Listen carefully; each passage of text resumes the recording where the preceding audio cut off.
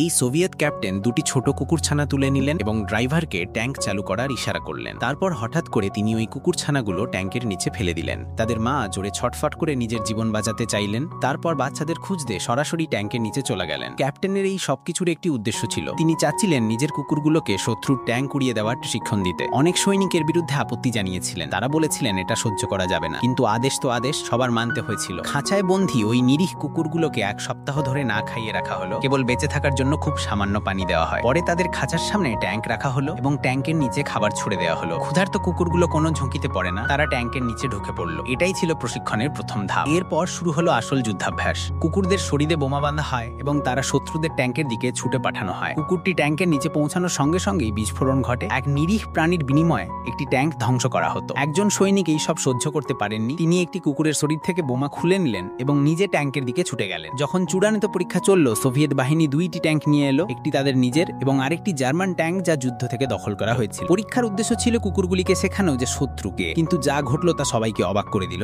সব কুকুরই বোমা নিয়ে সোজা নিজেদের সোভিয়েত ট্যাঙ্কগুলির দিকে রওনা দিল। এই নিরীহ প্রাণীগুলিকে এইভাবে ব্যবহার করা কি ঠিক ছিল?